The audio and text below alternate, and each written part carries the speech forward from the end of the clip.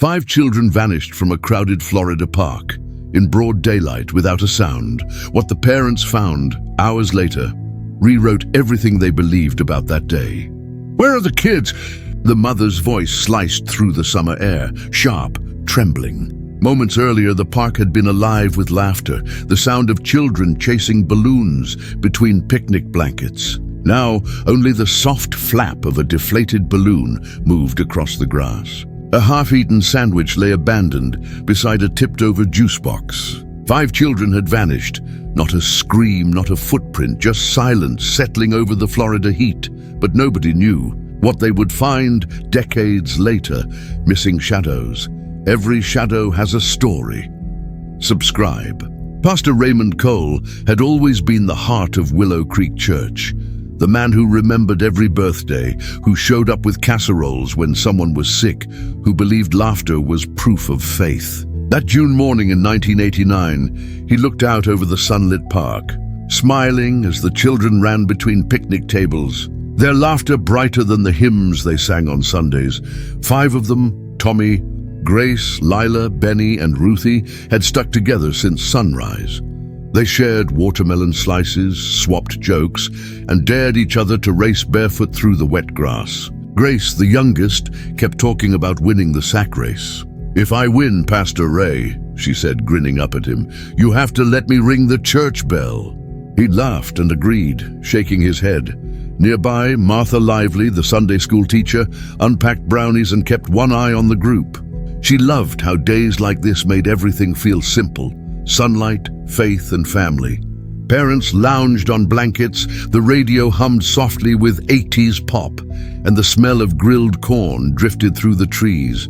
But around 2:30 p.m., something shifted. Martha noticed a car parked by the tree line, an old blue sedan she didn't recognize. Its engine wasn't running, but a man sat inside, sunglasses reflecting the playground. When she blinked, the car door was open. The laughter carried on, but somewhere between the music and the wind, something quiet began to unravel. It was Sunday, May 14th, 1989, Mother's Day. The air at Lake Orange Park shimmered with heat, the kind that made soda cans sweat and laughter stretch into echoes. Dozens of families from Willow Creek Church had gathered under the oaks, their picnic tables overflowing with potato salad, lemonade, and stories. Pastor Raymond was at the grill, humming a gospel tune, while Martha tied balloons to the fence and watched the children chase each other near the water's edge. Around 3:10 p.m., the 5 kids decided to fetch more water balloons from the supply tent on the other side of the park. Leela's older brother, Evan, remembered hearing her call out, "We'll be right back." It was the last time anyone heard her voice. 10 minutes passed, then 20. When Pastor Ray asked if anyone had seen the kids, Martha waved toward the picnic tables, thinking they'd joined another game. But their plates sat untouched. Sandwiches half-wrapped, juice boxes unopened. A boy from another family claimed he saw them walking toward the trees behind the lake, like they were following someone. A fisherman swore he saw a blue sedan parked near the trailhead, the same one Martha had noticed earlier, but said it was gone by. The time police arrived, by 4 p.m., parents were shouting names into the wind. Shoes were found near the embankment. A red water balloon floated at the lake's edge and burst against a stone. The air, once full of music and chatter, grew heavy and wrong. Sirens wailed through the park at sunset. Police searched the woods with dogs, flashlights cutting thin paths through the dark. They found small things, a backpack strap, a hair ribbon tangled in branches, but no voices answered back. By midnight, the laughter that had once filled Lake Orange was gone. The grills were cold. The picnic tables stood empty, paper plates trembling in the wind. The parents refused to leave, staring across the still water, whispering prayers that felt too quiet, and when the searchlights finally faded, all that remained was the echo of 5 children's names carried on the night breeze, and a silence that would haunt Willow Creek for decades. It was early spring 2023, 34 years after the Lake Orange disappearance. The once bustling Willow Creek church grounds were now fenced off, awaiting redevelopment. A construction crew had been clearing the area to lay new sewer lines when the backhoe struck something metallic beneath the soil. At first, they thought it was just another rusted pipe, but when one of the workers climbed down to inspect it, his flashlight beam caught the unmistakable shape of a corroded drainage container, sealed shut with years of dirt and debris. Inside, wrapped in layers of old burlap, were 5 small backpacks. Each one was eerily well preserved, as though time itself had hesitated to touch them. By noon, the site was swarming with county police and forensic teams. A small crowd gathered at the fence. Among them, Martha, now grey-haired and frail, supported by her son Evan. She hadn't set foot on church grounds since that Mother's Day in 1989, her eyes fixed on the line of evidence bags being carried away, her trembling hands clasped around the silver cross she'd never stopped wearing. Investigators laid the backpacks out on a tarp. Each was tagged with initials that matched the missing children. Inside were personal items, a folded church bulletin, a half-empty juice box, a set of colored pencils still sharp, a friendship bracelet, and a child's drawing of the lake and picnic tables. But what caught everyone's attention was the 5th backpack, Lila's. Inside, it was something that shouldn't have survived the decades, a small disposable camera sealed in a plastic sandwich bag. The film roll inside was intact, unspoiled by time or water. Detective Rowan, a young officer who'd grown up hearing the story from his grandmother, handled it like a relic. He turned to the camera crew that had gathered to document the discovery and said quietly, "If this film develops, it could change everything." That night, as the evidence was sent to the state lab, the small town buzzed again with theories. Some said it was a prank. Others swore the backpacks had been planted.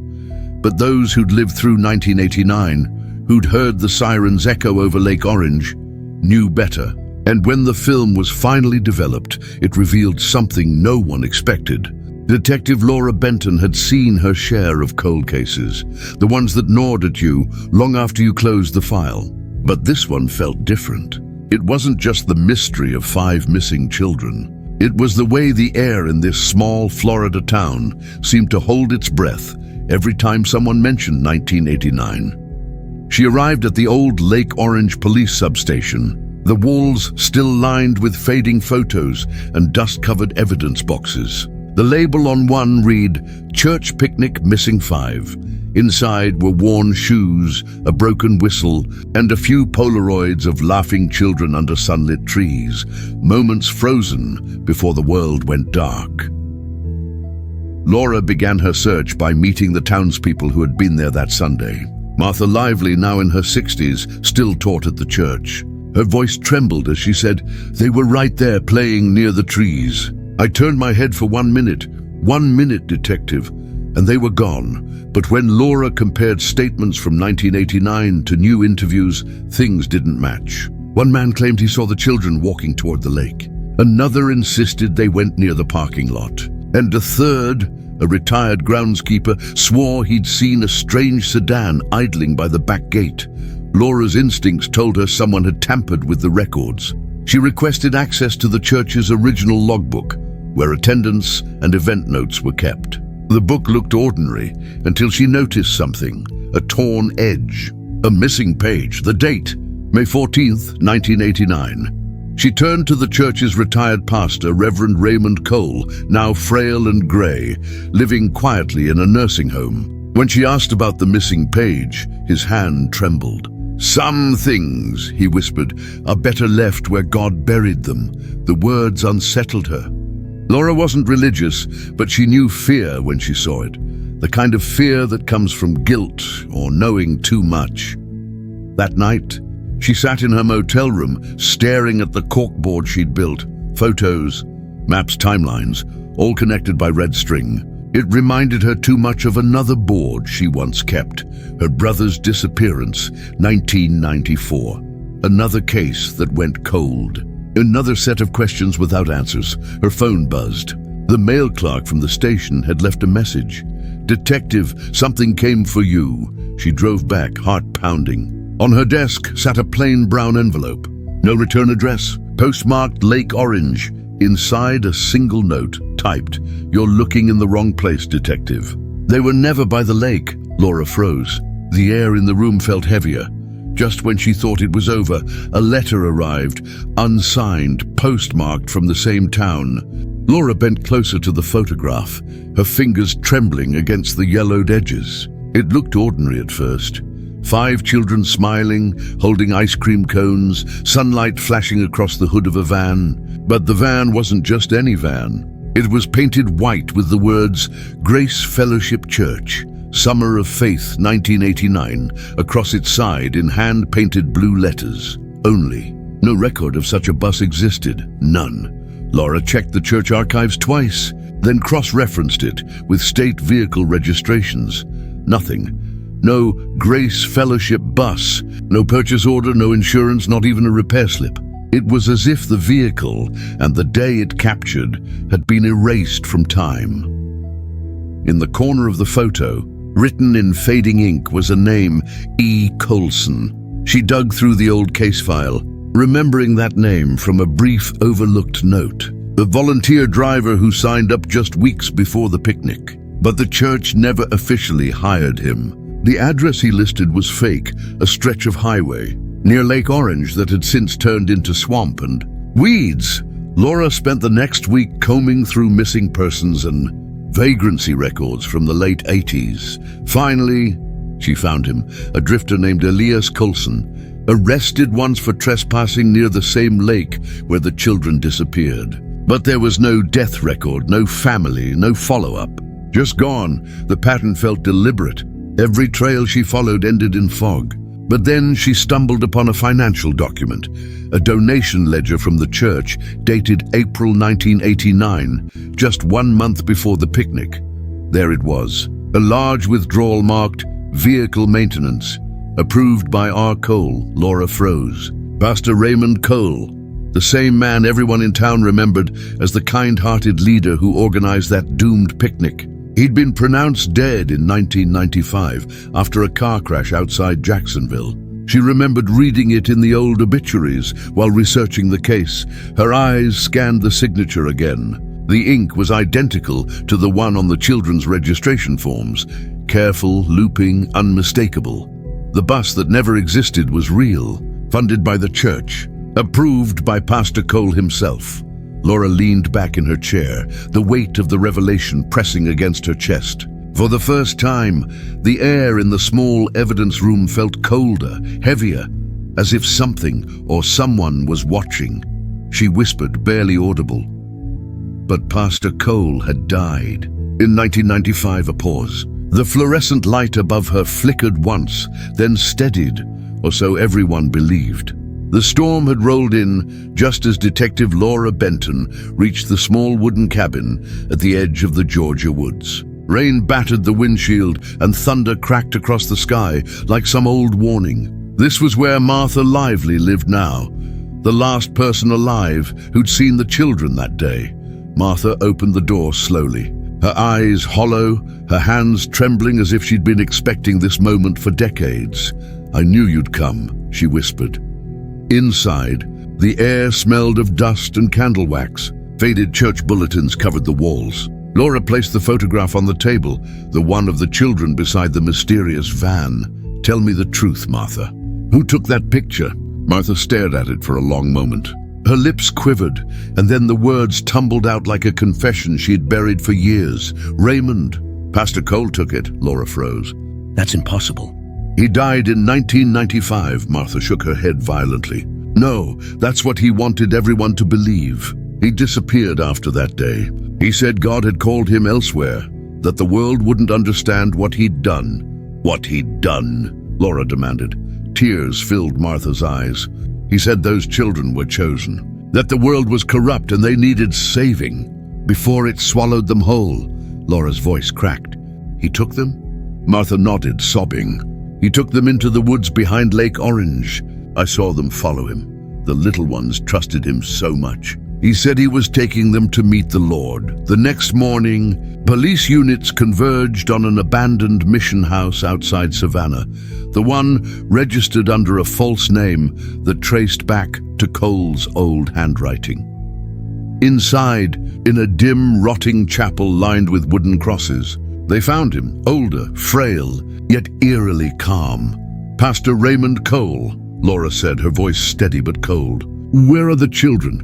He turned his pale eyes toward her and gave a faint, almost peaceful smile. "They were saved," he whispered. "Saved from this world." And then, silence. The weeks that followed felt like years. The nation watched as the case that haunted Florida for decades finally reached its bitter end. Pastor Raymond Cole was led away in handcuffs, silent, frail, and unrepentant. His eyes never left the ground, as if he were still praying for forgiveness that would never come. Detective Laura Benton stood at the old Lake Orange Park, where the families had gathered once again. A new memorial stood near the water's edge. 5 small plaques engraved with the children's names, surrounded by white lilies. Some parents had passed on long ago, but their children stood there now, grown, holding photos of siblings they barely remembered. The air carried a strange mix of grief and release. Reporters whispered. Cameras flashed, but Laura didn't move. She watched as the evidence boxes, the backpacks, the cassette, the photograph, were sealed for the last time and loaded into the van marked "Case Closed." A few days later, DNA results arrived. The remains found near the storage drain belonged to 3 of the children. 2, Emily and Jacob, were never found. The files would stay open for them, marked in red, unresolved. Laura walked down the dirt path toward the lake. The same lake that had once reflected laughter and sunlight now shimmered with a quiet ache. The ripples danced beneath the setting sun, golden and endless. "The water remembers," she whispered, her voice soft, almost breaking. "Even when we try to forget."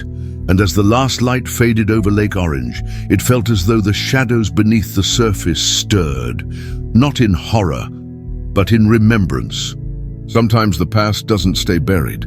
It lingers in photographs, in unfinished prayers, in the echo of a child's laughter carried by the wind. In 1989, 5 children vanished beneath the bright Florida sun. In 2023, the truth finally surfaced. Not whole, not gentle, but real. Some mysteries never seek answers. They exist to remind us how fragile faith can be, how easily innocence can vanish, and how deeply silence can hide a wound. Because in every town, every church, and every shadow, there's always something waiting to be found again.